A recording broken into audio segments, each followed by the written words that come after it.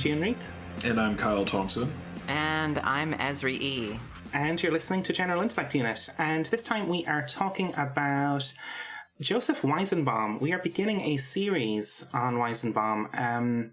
We're going to be talking principally about his book from 1976 called Computer Power and Human Reason, From Judgment to Calculation. But I think in this episode we're going to give a bit of a setup and talk through an article by Ben Tarnoff titled Weizenbaum's Nightmares, How the Inventor of the First Chatbot Turned Against AI. This article was published in July of this year in The Guardian. Weizenbaum has shown up on this show before as the author of the Eliza chatbot. That was the inspiration for the video game of the same name. Yeah, that's right. The video, like the chatbot in Eliza, is very closely modeled on the real thing. And the whole game is sort of riffing on Weizenbaum's own speculations about the chatbot, right? So we really are sort of like returning to the source material here. Oh, very much so. Especially, like, and it's interesting because since we recorded those episodes, like, you know, the whole chatbot thing has blown up to a massive degree, and so, you know, that game was prophetic in a way that I don't think even the creators would have quite anticipated.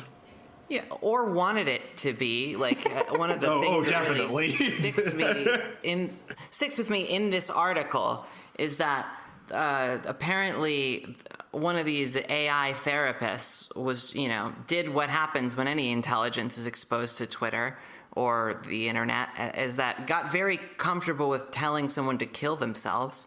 And so this AI therapist was apparently telling a depressed person to kill themselves, and they did. And what was this chatbot's name? Not Smarter Child, but Eliza, right?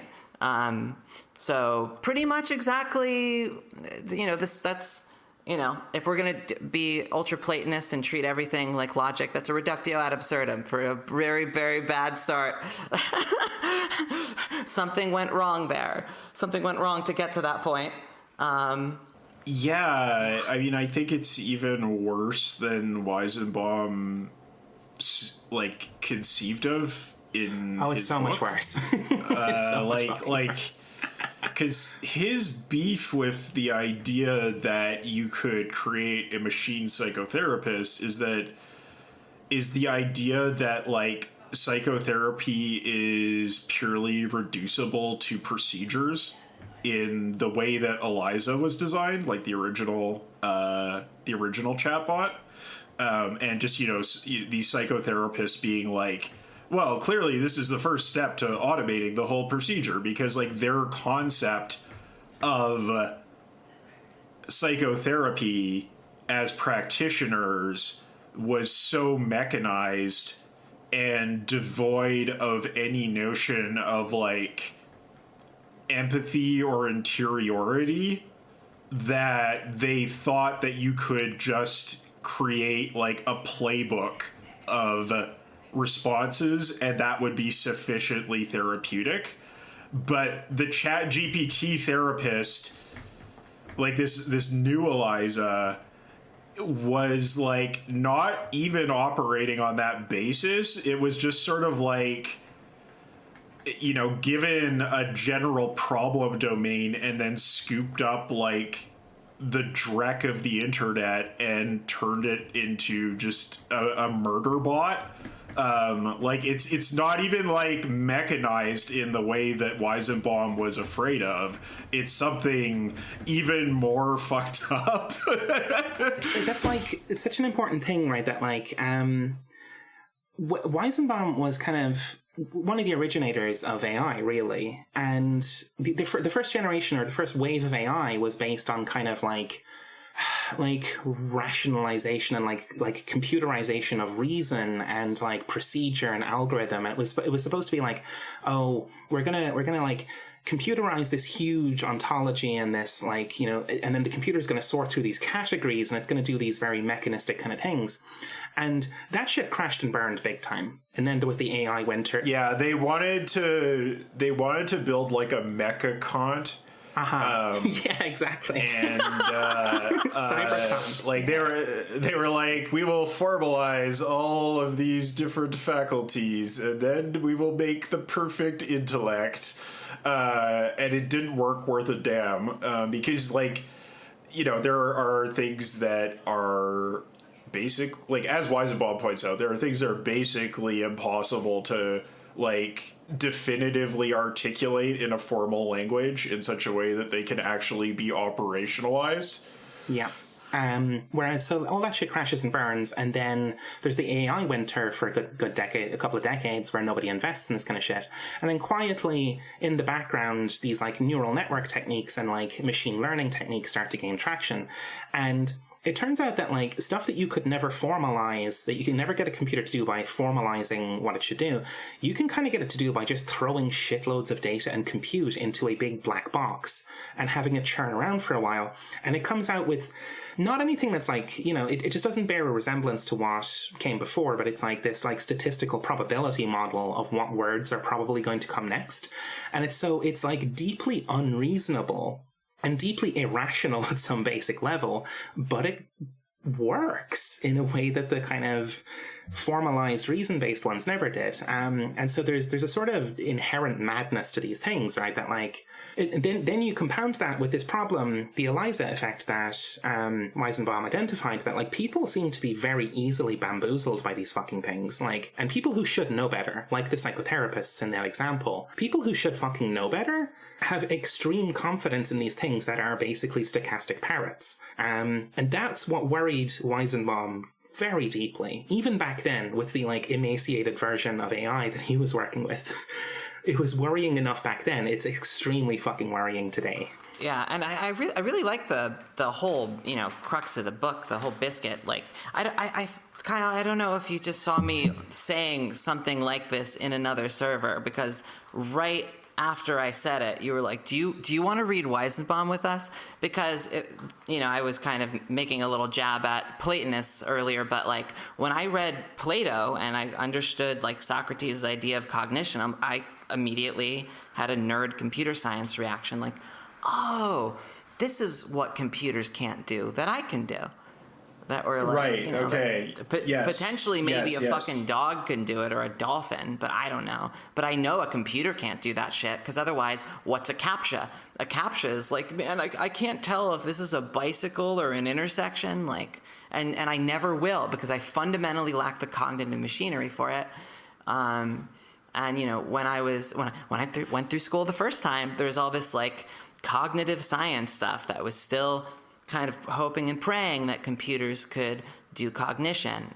And I was sitting there in a philosophy class being like, yeah, I mean, I think it's partially an issue that, like, the account of cognition we can arrive at through introspection, articulation, logic, etc.,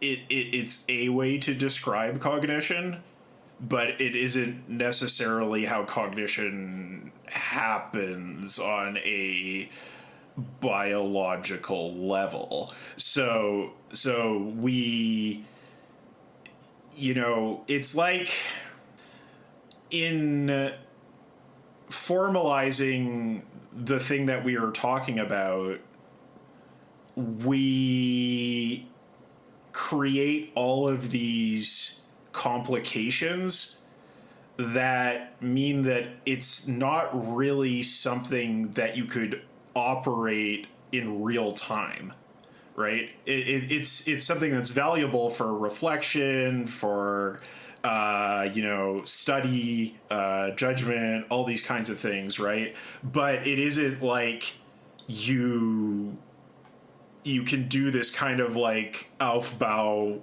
sort of procedure to build a cognition from scratch according to formalized rules that can actually do anything in real time, because it's like everything we came up with was like retrospective in order to sort of like build something that you could study in a very different time frame than what real-time cognition looks like.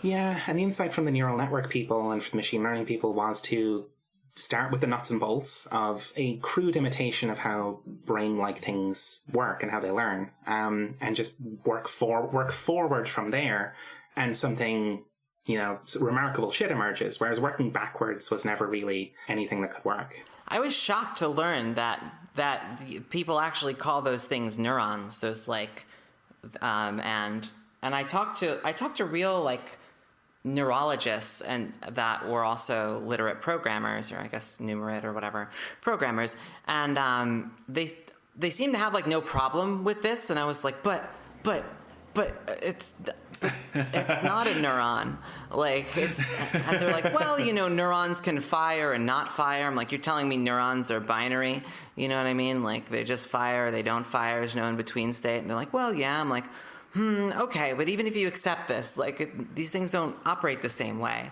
do they? And they're like, well, and I'm like, you can't believe this. Like, so well-educated people, like, and okay, I'm not saying I actually have the mechanism spelled out, but I had such a strong philosophical intuition that there's no, that this computer, like at the end of this Guardian article about Weizenbaum, and I really love his openness here, is that a computer is just an alien. It's a fundamentally different type of being. You have to respect that it just has a completely different type of being. It's not going to be able to do this thing like that you think it wants to do. And that makes perfect sense to me, that the people paving the roads to our present and future nightmares that did actually succeed with AI, more or less were just like, yeah, this is, we're not actually going to try to do cognition. We're going to try to remodel it on some completely other way.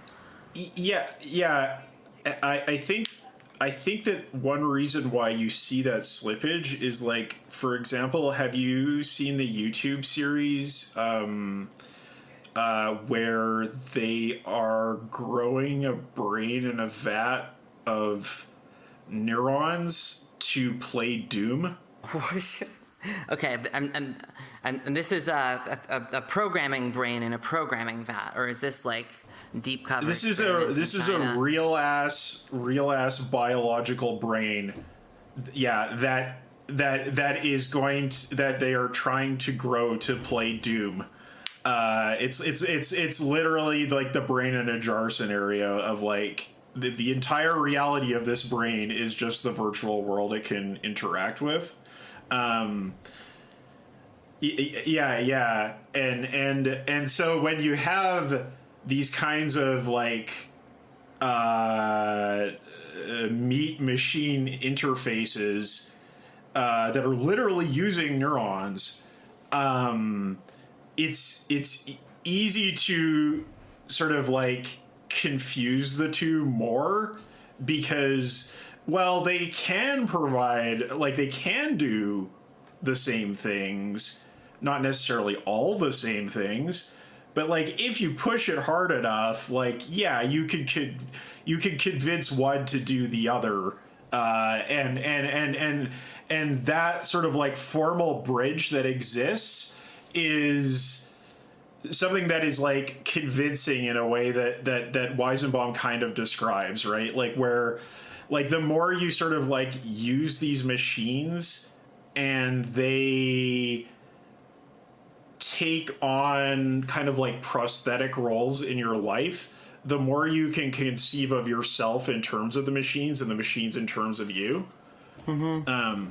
Yeah, I mean, I think the slippage is kind of quite understandable because it's the result of a bunch of dominoes falling, right? Like, people started out claiming flat out machines could never learn, and then you just demonstrate machine learning. Like, there's this kind of like domino falling effect where we, especially through like cybernetics and like systems theory and stuff, we kind of discovered that a bunch of traits that we had thought of as being exclusively human are actually just features of reality. They're features of matter. Like matter can learn in general, and human learning and human brains and stuff are a special kind of that thing. But you know, even in the books we just read, like fungi learn and they cognize in weird ways that are alien to us, which is, again, the point that comes up later. But the dominoes do fall, right? Like, and you just can't ignore the evidence that, like, yeah, this shit does in fact actually happen and does work. You can train a bag of cells to play Doom. It's not a special feature of, like, souls or something, you know? And so what Weizenbaum is kind of doing in his book is kind of saying, well, even if those dominoes do fall, even if computers are capable of doing such and such things, there are certain things they should never be permitted to do because of the distinction between judgment and calculation, right? And so he doesn't deny that the dominoes do in fact fall, you know, because I think at this point it's just like the game is given up. It's like, yeah, this learning and, you know, I guess intelligence is a feature of reality in general, and you just can't really deny that at this point. But then, you know, Weizenbaum's argument is more in a kind of register of like, well, you know, we as human beings have values and we make judgments. We don't just calculate. And it is possible for other entities to process information in hyper-complex ways the same way we do.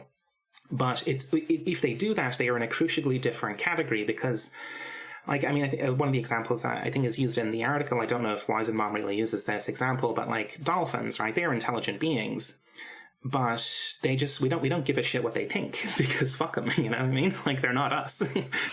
Well, I mean, I think that's the thing is like, I think that, like, I don't know, there are some things about Weizenbaum's like anthropocentrism that like make me quite uncomfortable.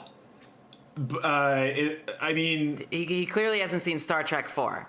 Obviously not. Yes. And like, it's like, I think that, you know, given the time that he was writing, I don't think any of this stuff is like objectionable or especially surprising, but like, I just think we've learned so much more about animal cognition since the time that he was writing that, like, we, like, in order to be sort of like scientifically faithful, we do have to sort of acknowledge the validity of animal cognition, even though, you know, we can recognize it's alien, it's not the same as us.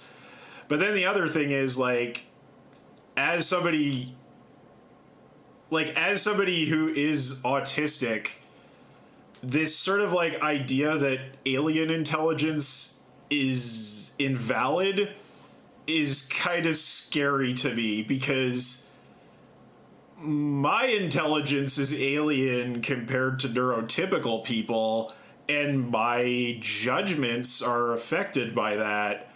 So does that mean my judgments are invalid as well because they're alien? Yeah. There's a kind of there's like an assumption here of like at least it appears this way. We'll get into the book as we continue to actually read this, but it does seem that there's a sort of simplicity to the argument that, like, oh, there is a like single human system of judgment and of shared values, which is really not the case. But I don't think he's exactly wrong in his claims, though, about why it is that AI systems shouldn't be permitted to do certain kinds of work. Yeah, no, I agree with that. I think the thing is that, like, one issue is that AI can't even really provide an account of its own values. So it's not even like subject to discussion, right? And it's too, like, I guess the thing that I find or I think about in this is that sort of like if AI met the criteria of judgment that Weizenbaum is kind of presenting in a sort of like near enough match scenario, right? Like, you know, considering like an autistic person versus a non-autistic person, right? It's like, well, it's close enough, right? It probably wouldn't be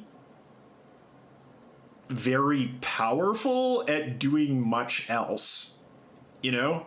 Like, I feel like there's a trade-off that must exist between having that level of, like, cognitive versatility and nuance versus being able to do one thing really well, or being able to be set in a direction and just work frantically at it, like an AI typically is.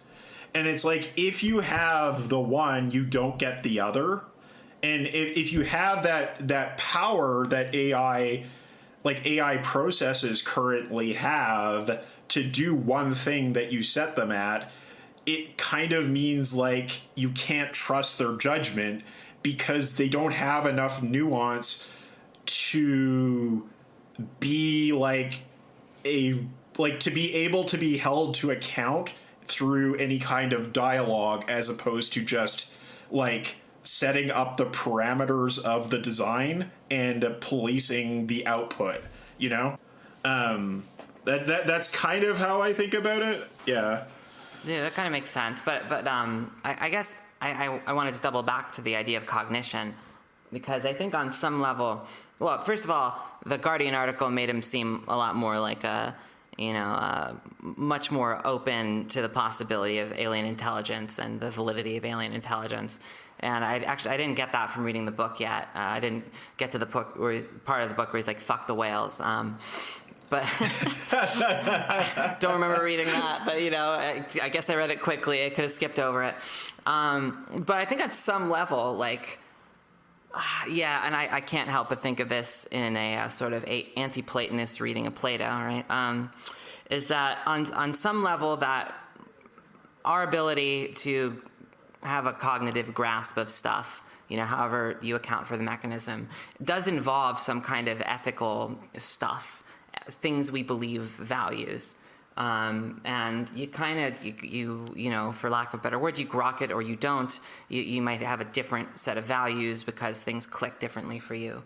And there's something about that where, okay, not just, neurotypical adults or like autistic adults or, the smart children or empathetic children or whatever, but I think my dog loves me. I think my dog doesn't want to hurt me in a fundamental way that I don't think AI is capable of, right?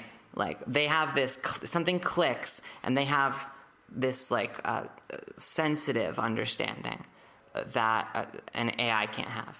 So I think there is something to that notion of cognition.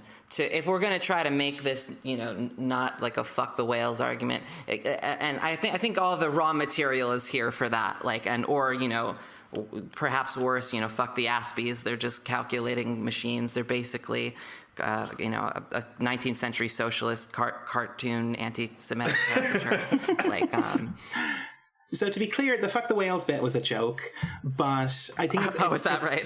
Partially, I think it's a caricature of everything. What part of what Weizenbaum is getting to is that you can definitely have other intelligences, but what he's really getting at is the relevance of any cognitive process to human social processes, and the examples he uses are things like courts and judges, psychotherapists, anything like that require human values, and they require human judgment within a human social context. And the thing is, if the dolphins came up onto land and said, you should keep all your women in cages and treat them as broodmares like we do, we would tell them, go fuck yourselves, we don't care what you have to say about this, because for the it's most just part, it's an incompatible set of values, and it's just you are also an intelligent being, and I can respect that, but also you're trying to insert some judgment from an alien world into this world. And again, it does kind of presume a singular world of human judgment or whatever. It has that kind of problem to it, maybe.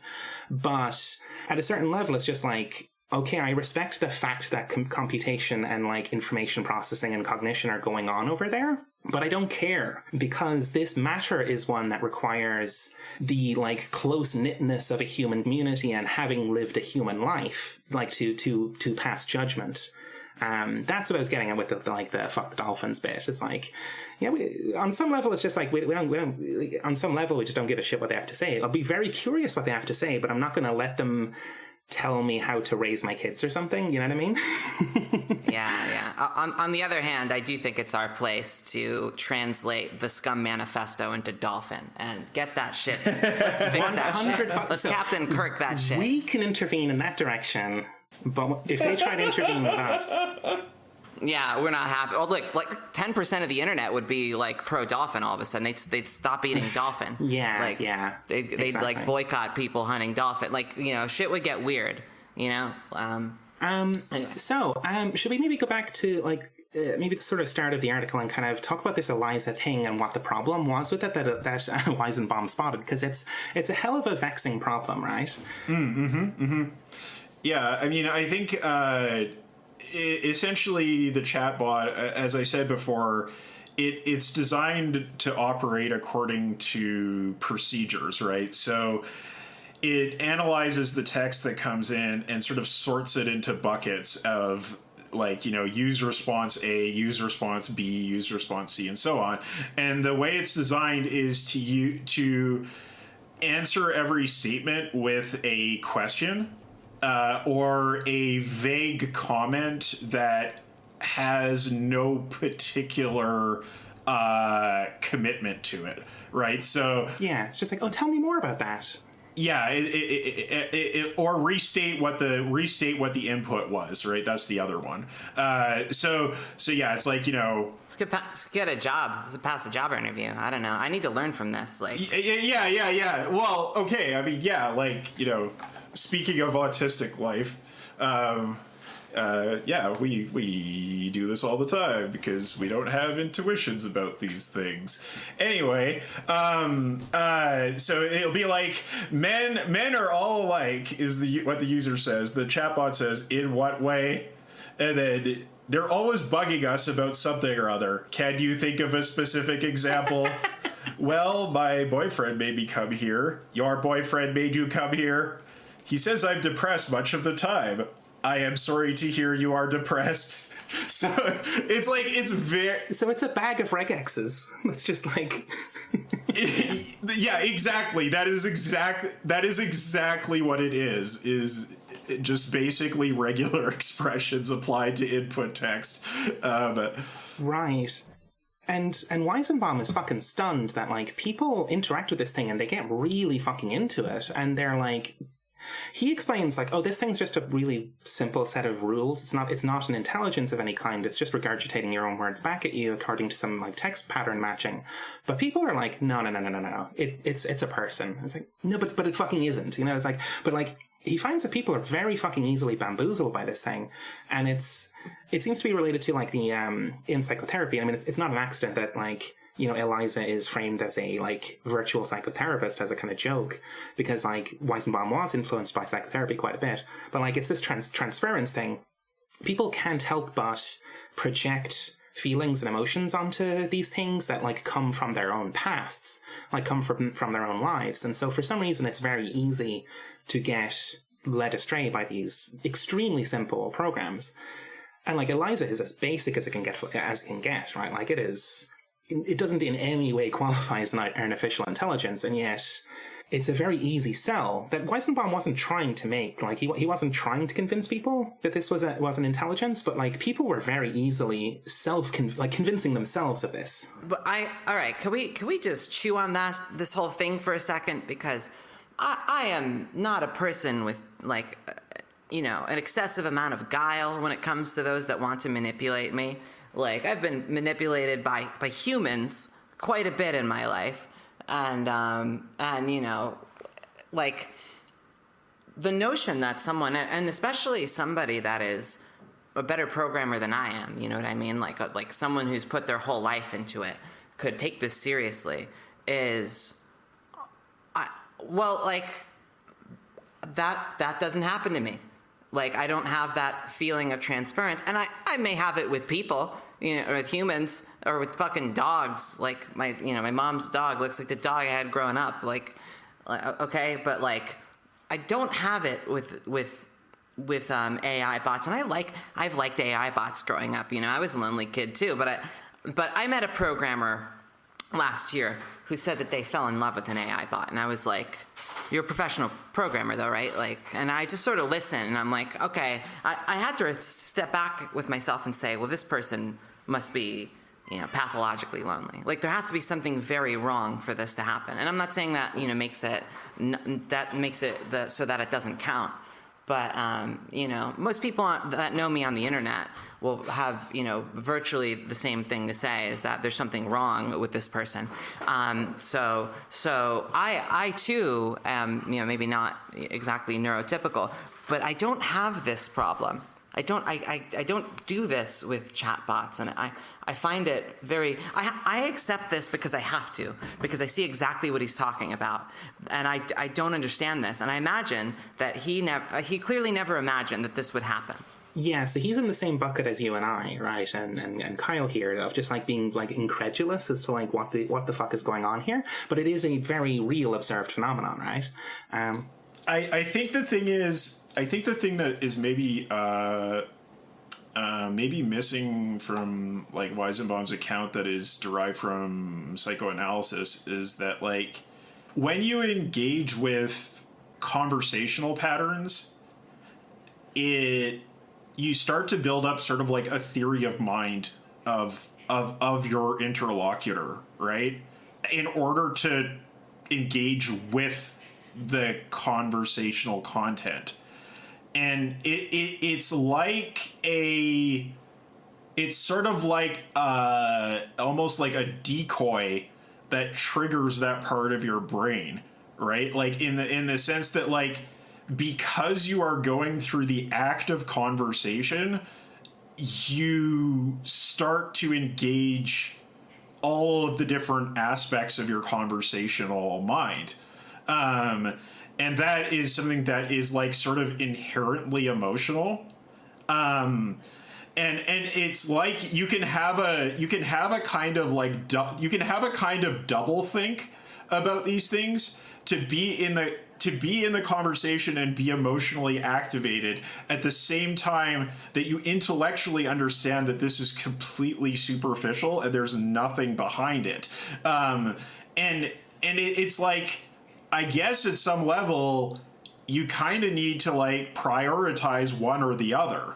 Yeah, I think there's a lot to that, and that I think there's that's going on. I also think that I don't know if it's an evolutionary thing or if it's just a thing that we're strongly selecting for, but I think kind of before chatbots, some conversational partner having a command of language was a pretty decent indicator that they were minimally quite smart and knew their subject matter or were competent in the world. So if you talk to somebody who was a bricklayer and they could go on and on about laying bricks and building bridges and shit like that, you got the sense that they were actually competent at doing those things because they could speak about it. That gets turned on its head with chatbots because it's there's nothing there. It is kind of but as you say, because you're engaging in conversation, specifically these generative AIs, that's the new thing that's changed this year, right? We've had machine learning that can do pattern detection and recognition, recognizing that there is a cat in the picture. That's one thing, but the new thing on the block is that it can generate pictures of cats, and that we've had machine learning that could recognize patterns in text, but the new thing is that it can generate text in a very convincing way, and that is the dangerous thing where it's, and the thing you just described, where it's like a spider trying to convince you that it's a leaf, right? Your kind of neural apparatus just looks at it and goes, that's a leaf, right? You just can't help but engage in that level. Yeah. So there's, okay. I guess these two things give me different feelings. Because on the one hand, there's a deception, right? There's a mistake, right? There's a category error of some kind. In the second, which I'm fine with. This is epistemological. Oh, I thought it was a person, but I looked behind the thing and it was just I am a robot, and okay, I can just turn this all off. No, what really bothers me is people that have a more intimate understanding of what's going on, or even the way that Weizenbaum talked about his secretary, who saw him working on this all the time and kind of knew that it was this thing that her boss whipped up, that there's a terrifying solipsism that this implies about modern human relationships, that as long as your brain centers are getting tickled, you don't actually need an empathic connection. That is quite scary, isn't it? And I think I've been kind of trying to think about this for a while now, of like, especially now since ChatGPT came on the scene, there's been a lot of talk about how it's going to revolutionize like the search interfaces and stuff like that. Like Google's in huge trouble because web search is gonna disappear. Ask Jeeves is coming back, baby. We gotta ask Jeeves. It's true. It's very true. Yeah, except Jeeves is a brain in a jar that's been bred to find me like cookie recipes without milk in it. And I've been trying to kind of think about this and like, why is it that I see this happening all the time. Like, I'm in a bunch of like discords for like trans people and stuff, and a lot of it's about like helping people with transition and HRT and stuff like that. And a lot of the information that we end up regurgitating is the kind of stuff that could be in a wiki. But the thing is, I think people don't want to read wikis, they want to talk. And so that's why we get the same thing happening every fucking day. Every day I log in, and it's basically the same set of questions. Yeah, it's eternal recurrence, the trans Discord, yeah. Like, you can only be in it for, like, the first 3 years, and then you gotta punch out, because otherwise... And it's the same pattern, it's the same kind of thing of, like, somebody shows up and asks a question along the lines of something about the medical aspects of transition, and somebody else answers with basically the same information from yesterday, right? And this happens day after day after day. And you would think that sticking this in a wiki and asking the noob to go and read the wiki would be a better way of doing things. But conspicuously, that doesn't happen. The conversational aspect of this seems to be very important. People prefer to talk rather than read, right? Now, if you took the small fleet of experts that we have in that Discord and, just like, I don't know, like replace them with a chatbot or something, you can see where this goes, right? That like people it's on some level, a lot of people seem to want to talk instead of reading. Like instead of opening a browser page and reading the damn thing, they want to talk to it and get the answers that way. And that's partially why I think this ChatGPT chatbot stuff tickles the neurons in that very particular way of just like, it's conversation, it's wonderful, right? Oh, I don't know. There's something very spooky there. Yeah, one thing I've come across is there's been a lot of I saw a video about how there's been a lot of like controversy in like the fan fiction community, like around AO3, about machine generated text and chatbots, because on the one hand, these corpuses that the chatbots are working off of have scraped all of the AO3 content in order to, because they just scraped everything, right? So when you engage in the domain of fan fiction, that's what they pull from, is because that's what they scraped, right? So there's the whole thing about, theft and intellectual property and so on. Yeah. And then there's another thing, which is people who are authors feeling very put out, or who are community members feeling very put out, because people will just like create a chatbot of the characters they're a fan of and have conversations with them for like hours and hours on end. And so they won't engage in roleplay with other players, or they won't read people's written fan fiction, because you can just instantly engage in dialogue with the chatbot with no need for scheduling, or no need to worry about upsetting other people. And you don't have to sit there for hours like an idiot reading a fucking page. You can just do it directly, right? You just skip to it. Skip to the part that you're most interested in. Yeah, exactly. So this has been like quite a shocking turn of events for like those communities, because it kind of gets at the root of what makes them exist and function. It kind of just like discourages people from like really joining and participating, because like they could just talk to a chatbot instead.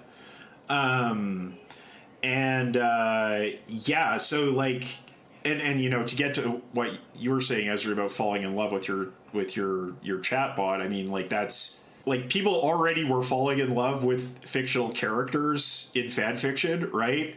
But then you make that into a chatbot that you can talk to, and there's like an even higher level of emotional commitment that can happen. And it lowers the barrier, right? So that's the thing, is that like people Yeah, the barrier's way lower, yeah. Yeah, but like people reading Harry Potter fanfic on AO3 were a special group of fucking weirdos who got a lot out of that. But if you can just talk to Harry Potter via fucking ChatGPT, that brings the bar way fucking down, because now you don't even have to really be literate enough to read for a couple of hours at a time. Yeah, so it's like, yeah, I think all the things we've been talking about there, it's like there is definitely a human ability for fantasy that gets activated by certain forms of dialogue, that in some ways allows us, or even can compel us, to suspend our disbelief, right? Even if we know that it's like, because I mean, everybody who's using a chatbot, like, especially the ones who are like, you know, I designed this chatbot, like, or I trained this chatbot or whatever, like, they understand it's a machine, but they still engage in a suspension of disbelief. And even if they, on some level, see that it's like not really a valuable use of their time, or that they're losing human relationships or whatever, it's engaging enough to still engage with, even if there isn't that sort of ultimate satisfaction there. Yeah. Yeah, it's a hyperstimulus. It's like, I mean, for the listeners, it's like, an example is like out in the Australian outback or whatever, there's a kind of beetle that are like green and kind of shiny or whatever. And because people are constantly drinking in Australia, they dump their beer bottles on the side of the road. And the male beetles just crawl up on top of these fucking beer bottles and just hump them until the males die, basically, because they resemble gargantuan females. Right? It's a stimulus they're programmed on a neural level to respond to. But it's so much fucking bigger than anything they've ever seen. It blows their fucking minds, you know? And so they're just hard. They just like go straight in on it and can't be convinced to do anything else. The biggest mommy has been discovered. Right?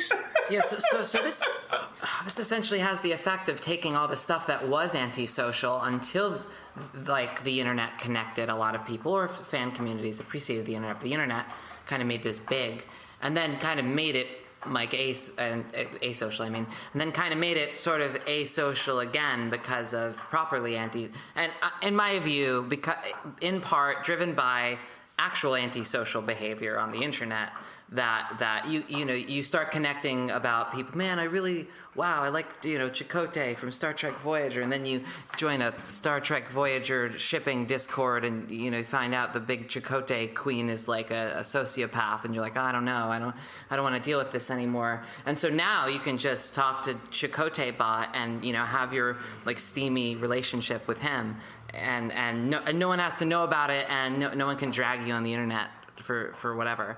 Like, yeah, totally. It's hard to miss the impression that this is our, like, as human beings, our kind of neural apparatus has been fucking hijacked by something that is precision tuned to completely fuck us over in this like hyperstimulus sense. Like, it is a fucking missile, like, with pin precision. Yeah. No, for sure. Yeah. Can the chatbot that's playing you get to level 2? Yeah, and I think that like a lot of the sort of like earliest D&D clones, like roguelikes and stuff that you saw in computers, were trying to respond to the same kinds of issues, like, oh, like scheduling a game of D&D is a bother, or there's toxic people in my group. I wish I could have this experience, but without those people. And for the longest time, definitely did not exist. Still doesn't really exist, but like the impulse has been there for a long time, right? And we're starting to see technologies that kind of are kind of like scratching that itch in a way that nothing else has before. Yeah. Should we talk a little bit about Weizenbaum's like personal history? There's quite a long section here on him growing up. Yeah. So grew up in Berlin, I believe, was his history, right? He was born in Berlin in 23. His father was from Galicia, which is like southeastern Poland into western Ukraine. One of these sort of like pre-World War II Eastern European like territories that no longer really exist, right? Like that's sort of like where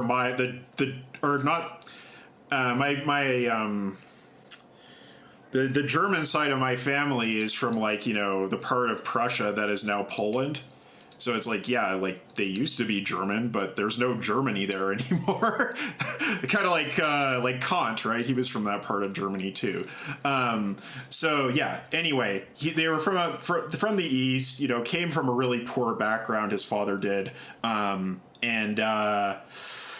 married a Viennese woman, younger Viennese woman, after becoming like financially successful, and essentially, his son being kind of more sensitive, less practical, etc., like he was extremely contemptuous of his son, hated his son. He said, Weizenbaum said, "My father was absolutely convinced that I was a worthless moron, a complete fool, that I would never become anything." So he's kind of like Nietzsche's dad or something, just a really, really awful father figure. Yeah, I'm going to say quality of German parenting. Not impressing me. Yeah. Oh, yeah. Well, and of course, the other thing I should mention is that they were assimilated Jews, in Berlin, which is very important because, his father did not come from an assimilated middle-class Jewish family. He was like first generation assimilated into that German Jewish milieu that existed before it was destroyed by the Nazis, right? So yeah, the importance here, Weizenbaum will end up in the book claiming that, the human experience of having lived a life and having picked up values is a crucial difference between humans and machines. You can see where Weizenbaum comes from in this little story. Yeah, it's kind of like, for this generation of intellectuals, communists, Jews, there's all these formative experiences that they always talk about from their youth, right? Seeing the Nazis and the communists like lining up and shooting at each other in the streets. Seeing Jews dragged into an SA bar and beat up. Being forced to go to a Jewish school instead of a public school because of Hitler's laws, and then falling in love with a Jewish boy who was like from the shtetl, a Yiddish-speaking Jewish boy, not a Dreyfus-like assimilated one. Exactly, like he was from the Jewish community that Weizenbaum's father had rejected, right? So he got a whole exposure to that side of Jewish life, and tried to bring this boy home to meet the family, and his father was just absolutely furious because he had gone through that major assimilation brain, and he had that kind of attitude of like, I got out, fuck everybody else behind me, that you can totally have when you come from a really rough background.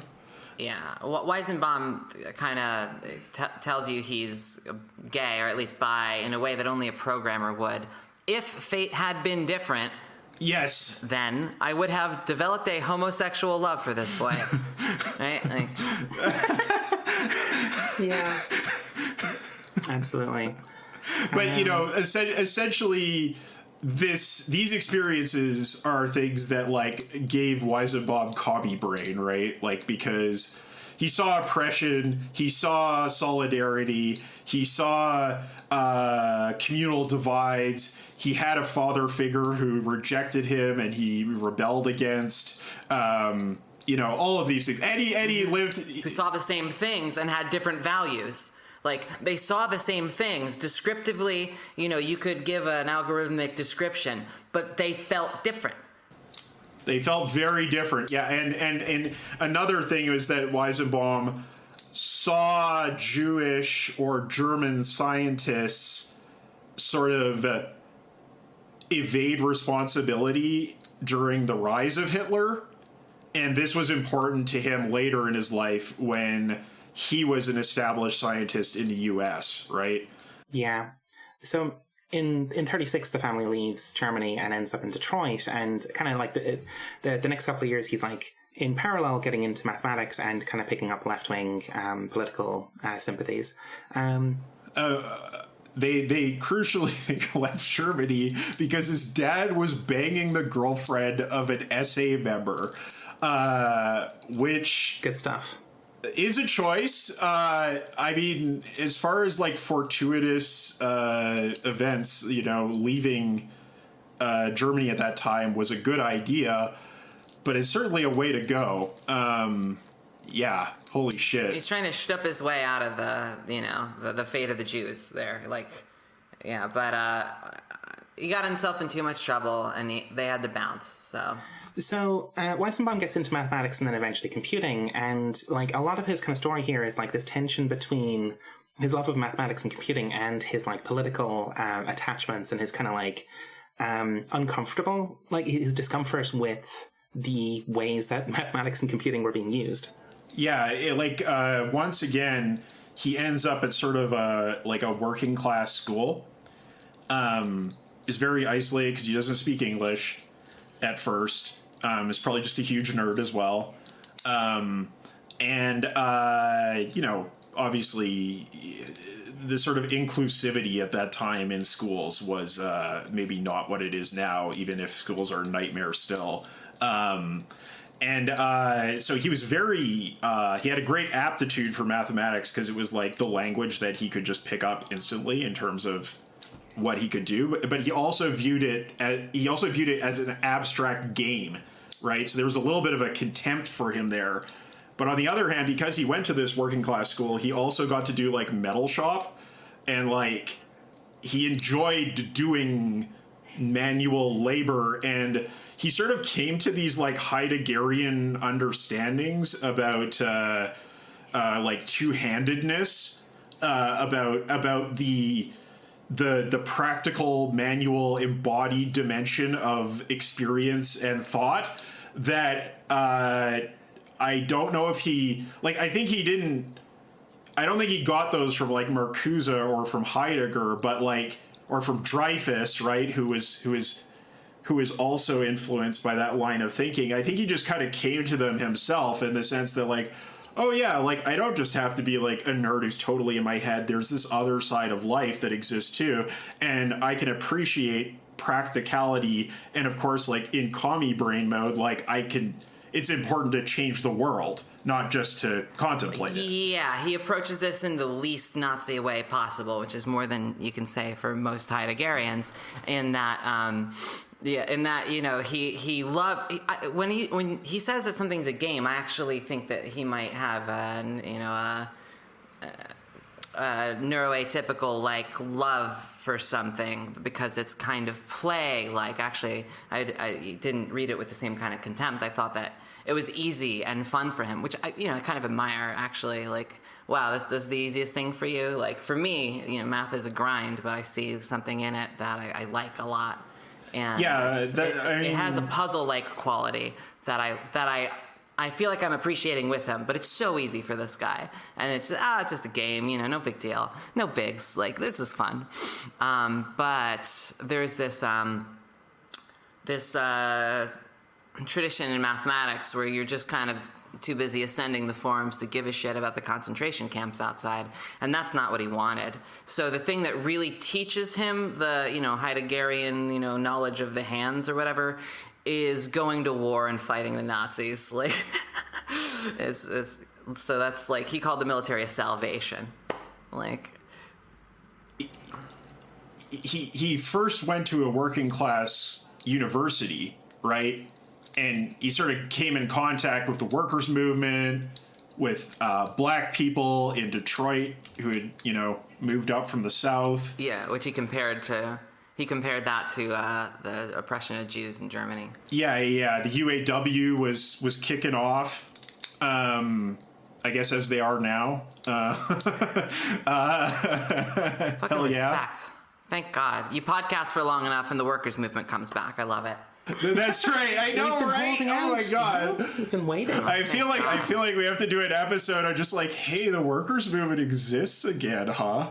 Oh man, it's good. It's good stuff. But yeah, the thing that made him happy was he went to the Air Corps. He became a meteorologist. He was like, hell yeah, I could use math to kill Nazis, to fight Hitler, like to do something practical in the world. This is awesome. I love it. Yeah. Like his kind of relationship with that stuff does like sour over time, right? It's like he sees the computer being used for like, especially by the time you get to the Vietnam War, right? He's seeing computers and mathematics being used to do fucking horrific things, and it's like he's getting much more. He has this like creeping sense of dread about all this stuff that like goes over his entire life. Yeah, which makes sense. His mistake is pursuing something remotely useful. You got to go for the most useless shit imaginable, and maybe they'll weaponize it in 100 years, or in 5 years on some cryptography algorithm. But like at least you get to have your puzzles and games and fun stuff without being remotely employable.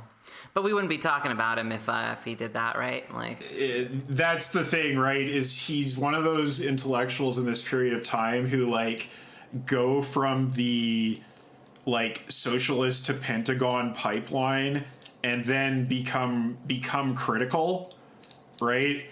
So similar to like Marcuse, similar to like Oppenheimer. There are a number of these intellectuals at this point in time who are like, they have second thoughts, especially when the Vietnam War rolls around. Yeah, so like one of the big pivot points here is 63 with this huge grant from the Pentagon for MIT's Project MAC, meaning machine-aided cognition. And this was like part of this like transition from essentially a transition from these huge hulking monoliths that you would have to program punch cards and then submit a batch of them and come back tomorrow to get an answer, moving much more towards things that we would recognize as computers that had more interactive interfaces. And the idea was that you'd be able to converse with it. Now, in practice, we got the bash shell, we got the Unix shell, which is not very conversational, but the idea was there, and that's kind of that's the basis on which that Weizenbaum gets the idea. It's like, oh, well, if this is supposed to be conversational, I should make this ELIZA program, right? It's kind of part of this whole project. Well, yeah, I mean, I think it's like, these are like the first like literal like quote unquote terminals, yeah. Right? Like when you open a terminal on a computer, it's an emulator of this thing that Weizenbaum was working on, which is something that remotely connects into the mainframe and allows you to have multiple people for multiple terminals working in one machine. Instead of having it like interaction with the computer being serial, like one person goes in, inputs the program, next person comes in, inputs the program. You can timeshare. And I mean, there's a certain degree to like, as soon as you have the terminal, you kind of have like the beginnings of like Emacs brain that can start to form, right? Like where it's like, what if this was just everything, right? Like I could make this do anything.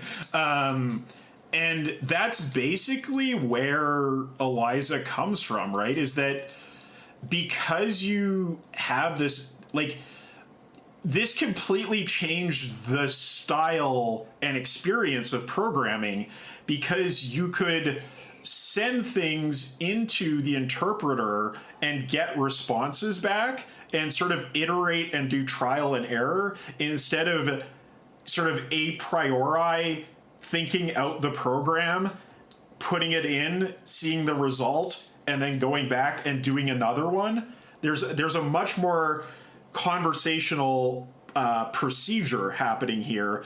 And he says, well, if this can do formal language interactions, can it do natural language interactions?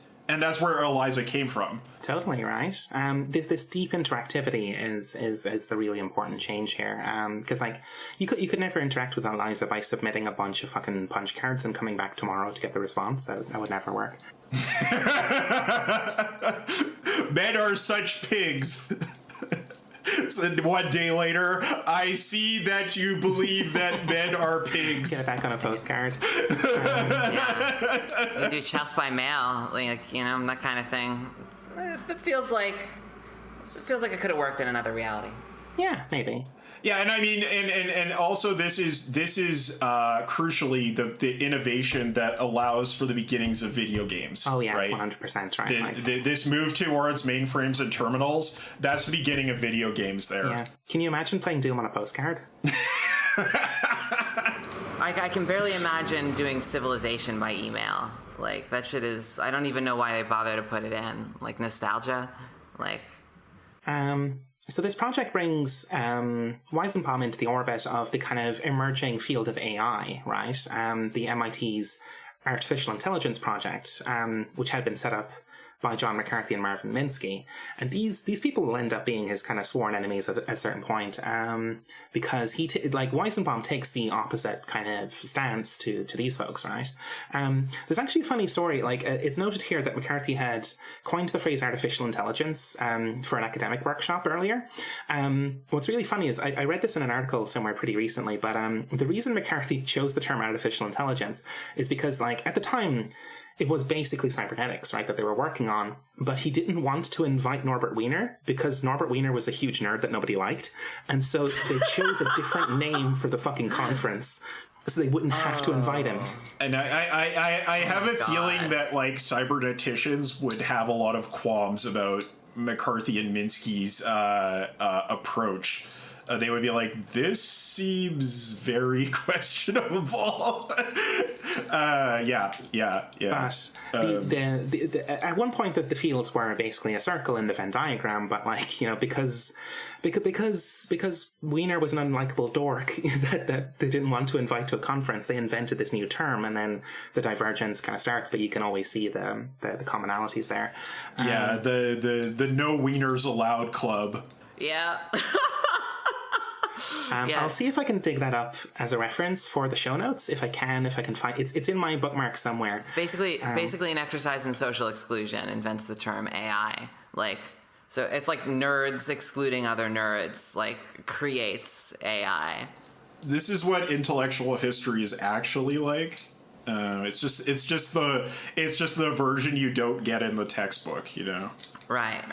This is just a torrent of the dialectic of asocial and antisocial going back and forth. Okay, that generates AI. Can we get into a little bit of the kind of polar opposite positions that Minsky and Weizenbaum end up taking up on this question of artificial intelligence? Oh my God. Well, okay, Minsky is one of these he reminds me of Peter Molyneux. The game developer who is notorious for overselling game pitches and then massively under-delivering, but being such a good bullshit artist that he could repeatedly dupe people into backing him. Yep, that's Minsky. So Minsky was bullish and provocative. One of his favorite gambits was to declare the human brain nothing but a meat machine, whose functions could be reproduced or even surpassed by human-made machines. Weizenbaum disliked him from the start. It wasn't his faith in the capabilities of technology that bothered Weizenbaum. He himself had seen computers progress immensely by the mid-1960s. Rather, Weizenbaum's trouble with Minsky and with the AI community as a whole came down to a fundamental disagreement about the nature of the human condition. Weizenbaum argues that no computer could ever fully understand a human being, and no human being could ever fully understand another human being. This is the classic, Neon Genesis Evangelion psychoanalysis shit, right? Like, you know, the only way we can get past this is human instrumentality. Otherwise, we are just like bound to eternal solitude and like, you know, being unable to really truly be together as people. So everyone is formed by a unique collection of life experiences that we carry around with us, he argued. And this inheritance places limits on our ability to comprehend one another. We can use language to communicate, but the same words conjure different associations for different people, and some things can't be communicated at all. There's an ultimate privacy about each of us that absolutely precludes full communication of any of our ideas to the universe outside ourselves. So, you know, this is something that like, you know, an introvert would say, right? But also there's truth to it, right? Well, if it wasn't true, then like, and you could have a perfect kind of copy of someone else's understanding, what would be painful about death? You know what I mean? Like what you everything that is important would live on. Like the thing that makes death so painful is you can't access that stuff, and you can't go see that person and see them having that experience or talk to them about it. Like that's gone.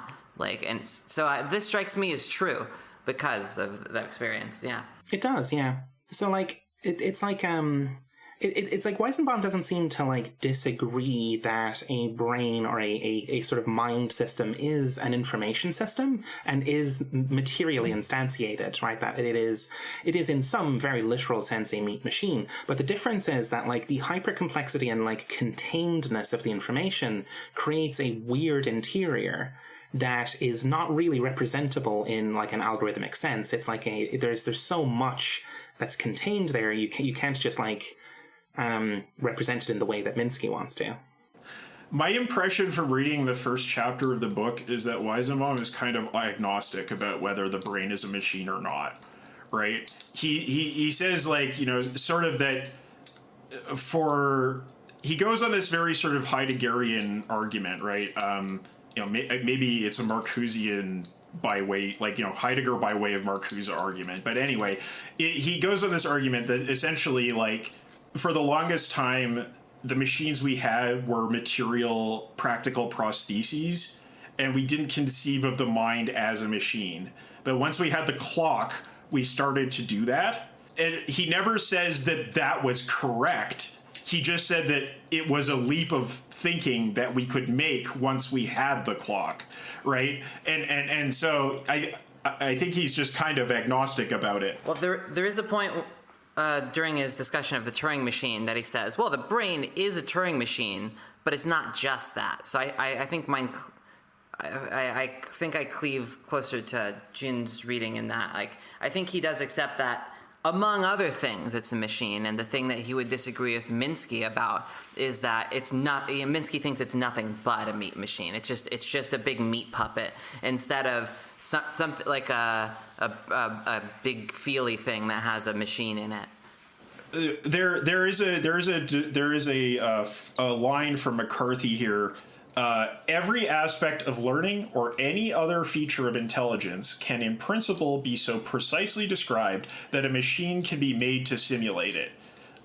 Which is, you know, that is the thing that Weizenbaum disagrees with, because it's like he doesn't believe that those capacities exist in language, right? They don't exist. Yeah.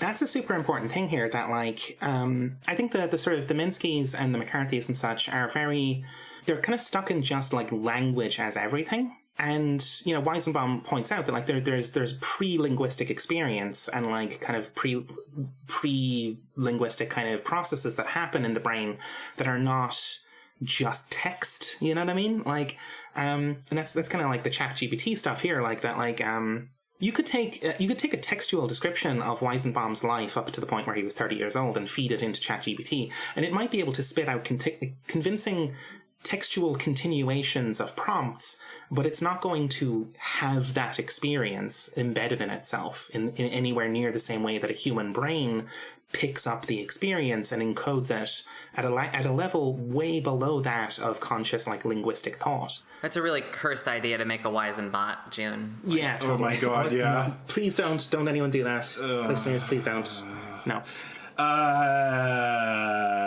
Well, okay. Anyway, I was just going to say that that the position that Weizenbaum is advocating here at this point in time is really quite an unorthodox one, right? Because this is the height of linguistic brain, right? In the Western Academy, like from now until like the end of the 90s, right? So like late 60s or 60s to 90s, everything is language. Everything is language. Anything that isn't, like, if you ever talk about anything that isn't language, it's like heretical, right? So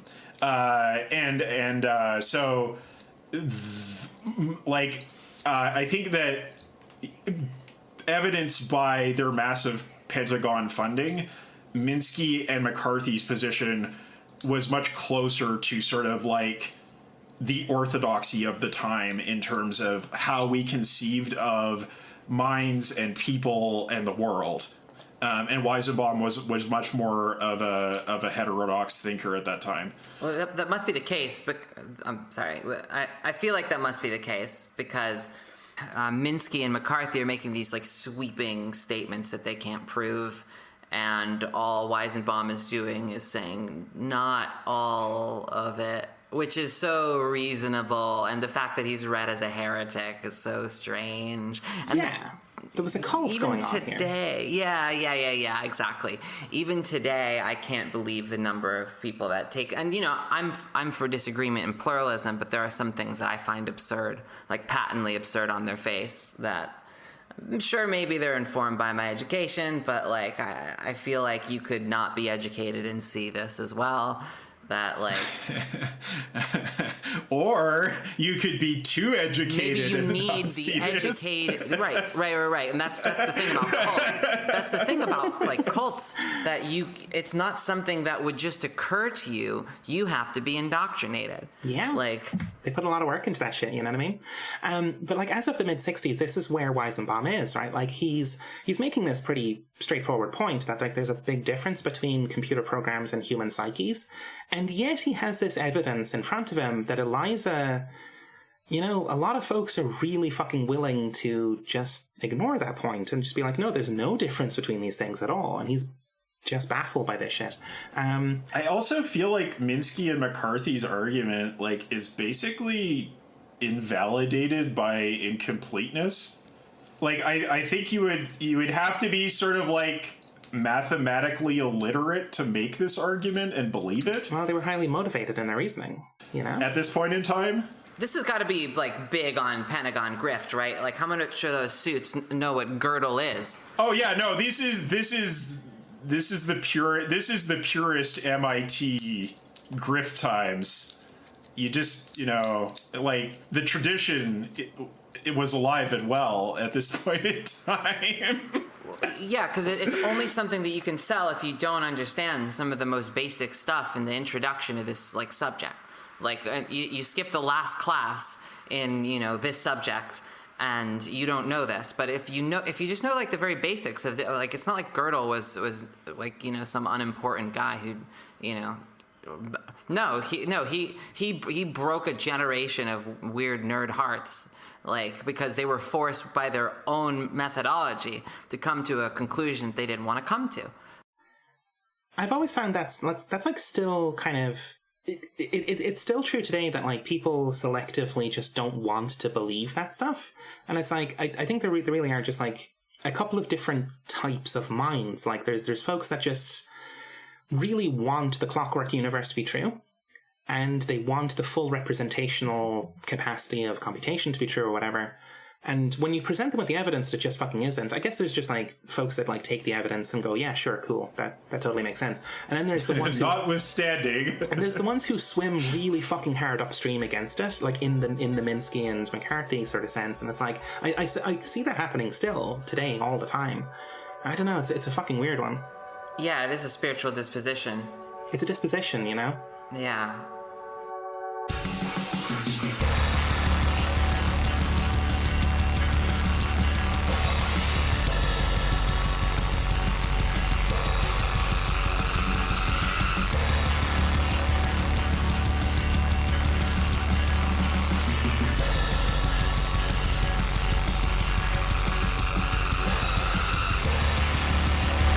Thank you for listening to General Intellect Unit.